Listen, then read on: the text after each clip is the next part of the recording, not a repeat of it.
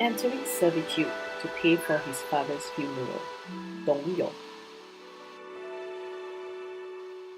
Dong Yong lived during the Han Dynasty, and as his mother had passed away years ago, he scratched out a meager living to support his ailing father. Dong Yong worked as a farm laborer and earned barely enough to pay for his father's medicine. The old man was unable to walk, so Dong Yong would carry him to a cart and tenderly wheel the elder to the shade of a tall tree beside the field where he was working. This way, he was able to keep his job and also nurse his father at the same time.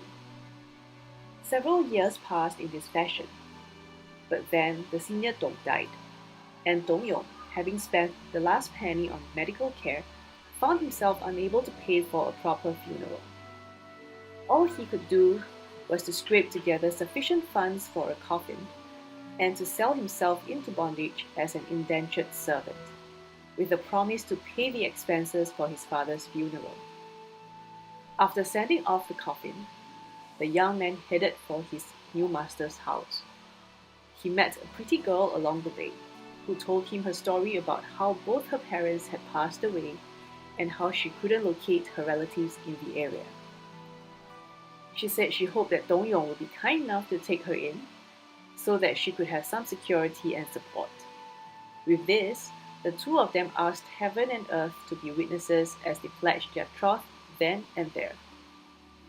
Together, they entered the home of Dong Yong's new master, an extremely miserly weaver.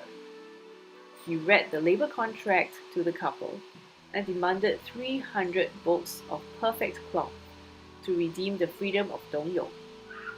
The young man was not afraid of hard work, but figured that if man and wife cooperated and joined their strength, it would take at least 3 years of labor before the task could be completed. But to Dong Yong's surprise, his new bride wove all 300 bolts of cloth in less than 1 month. The weaving boss was even more astonished when the young couple handed over the perfect fabric and, with the contract in hand, gaily walked out the door to freedom. They strode past the tree where they had first met, and suddenly his wife fell silent. Her face glowed with an uncanny light, and Dong Yong asked if she was fine. Tears ran down her face as she said, "I am an immortal from the heavens. Your heart of filial respect is so noble that I was touched, and came down to this world to assist you in your task. But now I must return, for I am not able to stay with you. Please take good care of yourself." Dong Yong couldn't bear to part with her, but how could he prevent an immortal from the heavens from returning when the time was up? Helplessly, he watched as his wife slowly ascended into the sky and flew away. A verse in his honor says, "His father's funeral sent him into servitude. A maiden, charming and immortal, met him on the way. They wove the cloth that ransomed back his freedom. His filial conduct touched even heaven." The 24 filial exemplars, also translated as the 24 Paragons of Filial Piety, is a classic text of Confucian filial piety written by Yuan dynasty scholar Gu Jujing.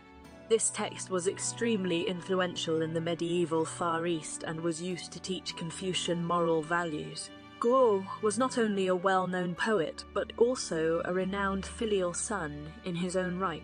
After his father passed away, Guo personally experienced the truth of the maxim, "The tree would prefer stillness, but the wind continues to blow." The child wishes to practice filial devotion, but his parents are already gone.